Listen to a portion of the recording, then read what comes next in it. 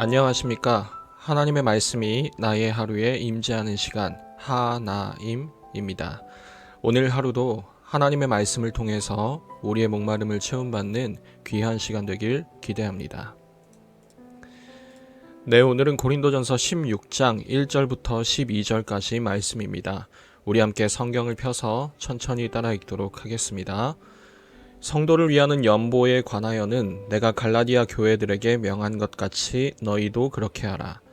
매주 첫날에 너희 각 사람이 수입에 따라 모아두어서 내가 갈 때에 연보를 하지 않게 하라. 내가 이를 때에 너희가 인정한 사람에게 편지를 주어 너희의 은혜를 예루살렘으로 가지고 가게 하리니 만일 나도 가는 것이 합당하면 그들이 나와 함께 가리라. 내가 마게도냐를 지날 터이니 마게도냐를 지난 후에 너희에게 가서 혹 너희와 함께 머물며 겨울을 지낼 듯도 하니 이는 너희가 나를 내가 갈 곳으로 보내어 주게 하려 함이라. 이제는 지나는 길에 너희 보기를 원하지 아니하노니 이는 만일 주께서 허락하시면 얼마 동안 너희와 함께 머물기를 바람이라. 내가 오순절까지 에베소에 머물려 함은 내게 광대하고 유효한 문이 열렸으나 대적하는 자가 많음이라. 디모데가 이르거든 너희는 조심하여 그로 두려움이 없이 너희 가운데 있게 하라. 이는 그도 나와 같이 주의 일을 힘쓰는 자임이라. 그러므로 누구든지 그를 멸시하지 말고 평안히 보내어 내게로 오게 하라. 나는 그가 형제들과 함께 오기를 기다리노라.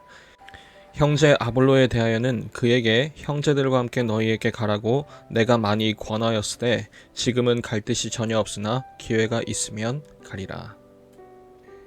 여러분, 어느덧 우리가 고린도전서 마지막 장에 드디어 이르게 되었습니다. 오늘과 내일이면 그간의 고린도전서의 내용을 모두 마무리하게 될 텐데 그간의 고린도전서의 분위기나 또 내용상의 진행이 다사다난했던 만큼 사실 이 고린도전서의 엔딩, 이 마무리가 어떻게 끝날까에 대한 부분도 많이 궁금하실 텐데요. 그런 면에서 보면 오늘 16장은 굉장히 좀 뜬금없는 주제를 다루게 됩니다. 바로 연보에 관해서, 즉 헌금에 대한 얘기가 되겠죠. 대체 바울이 왜 이 주제를 지금 이 타이밍에 꺼내는지, 그 상황과 또 오늘날엔 그것이 어떤 메시지로 우리에게 다가오는지 함께 잘 살펴볼 수 있는 그런 묵상 시간이 되었으면 좋겠습니다. 오늘 1절은 이렇게 시작합니다. 성도를 위하는 연보에 관하여는. 연보는 방금도 말했지만 일종의 헌금의 개념입니다.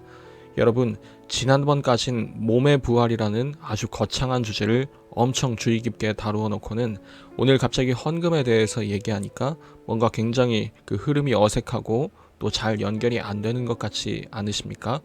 또 이 메시지를 오늘날 우리에겐 어떻게 적용할 수 있는 건지도 사실 혼란스럽습니다.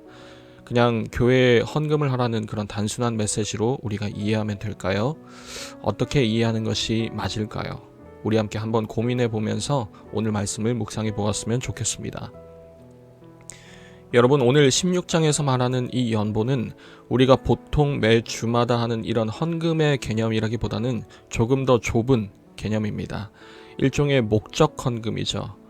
당시 상황은 이랬습니다. 로마의 글라우디오 황제 때 예루살렘에서 기독교인들이 전부 추방을 당하게 된 사건이 있었습니다.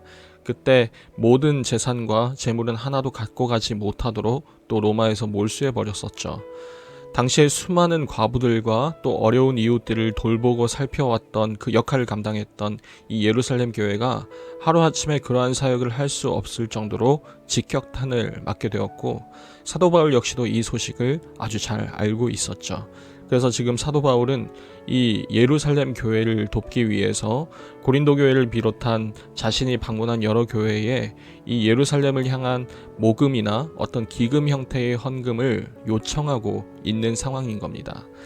그런데 이것은 단순한 모금의 차원이라기보다는 조금 더 깊은 의미를 담고 있었어요. 예루살렘 교회는 대부분이 유대인들이었고 지금 고린도 교회의 주류는 이방인입니다. 예전에는 결코 하나 될 수 없었던 이 두 부류가 이제 복음 안에서 하나가 되었기 때문에 지금 이 연보의 의미는 단순한 모금 행위를 떠나서 그리스도 안에서 한 몸이라는 것을 실천하고 직접 표현하는 아주 구체적인 적용과 실제 사례가 되는 것이었습니다. 여기서 모두의 이목이 집중되죠.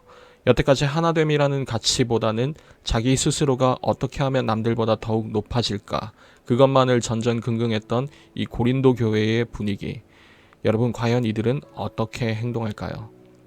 부활을 비롯한 또 여러 주제에서 그리스도 안에서의 한 몸과 또 그 지체로서의 교회의 구조에 대해 설명했던 그간의 바울의 수고와 노력이 이제는 빛을 보게 될까요?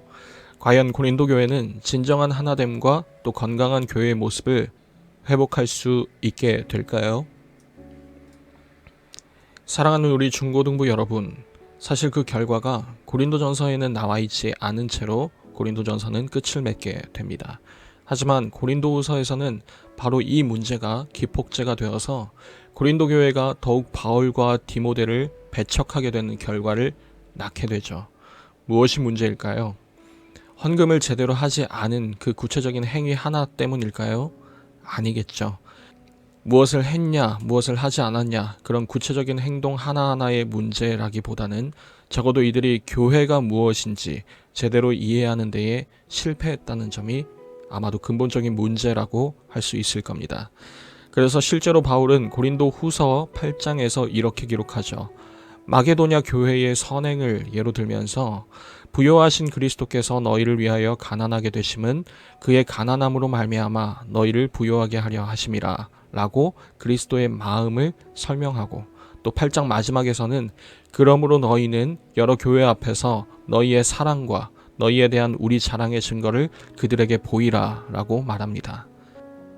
사랑하는 여러분, 그래서 오늘 본문은 단순히 우리에게 어떤 헌금을 하라고 강조하는 그런 본문이 아니라 오히려 하나님의 사랑을 우리가 제대로 실천하고 있는지를 묻는 본문인 겁니다. 이 본문을 묵상하고 나서의 우리의 바른 반응은 우리가 현재 교회가 무엇인지 제대로 이해하고 있는지에 대해서, 그리고 그 구체적인 적용인 헌금을 비롯한 또 여러 행동에 대해서 우리 스스로가 제대로 진단하고 점검해보는 그런 모습일 겁니다. 우리는 지금 교회를 제대로 이해하고 있나요? 그렇다면 우리는 서로가 서로를 그리스도의 한 몸으로 제대로 대하고 있습니까? 그리고 그 가운데 우리 교회는 하나님의 사랑이 그 기준이 되어서 그 사랑으로 움직이고 있는 것입니까? 바라기는 우리가 고린도전서를 살펴오면서 그리스도의 사랑에 대한 중요성을 다시금 깨닫고 그것을 실천하면서 살아가는 공동체가 되었으면 좋겠습니다. 그리스도의 사랑에서 벗어났을 때 교회가 보일 수 있는 그 끔찍한 모습들을 우리가 고린도전서를 통해서 기억할 수 있다면 더욱 하나님께 기도하면서 하나님의 사랑이 우리 가운데 든든히 세워지기를 그렇게 기도하고, 또 그 사랑을 우리도 잊지 않고 날마다 우리의 구체적인 삶에서 적용하고 행동하고 또 실천하며 살아갈 수 있는 우리가 되었으면 좋겠습니다. 그래서 하나님 보시기에 아름답고 우리 스스로도 하나님의 사랑으로 든든히 세워져가는 그런 우리 교회가 될 수 있었으면 좋겠습니다. 매일 저녁 9시 하나님의 말씀이 나의 하루에 임재하는 시간, 오늘은 이것으로 마치도록 하겠습니다. 모두들 평안한 밤 되시기 바랍니다.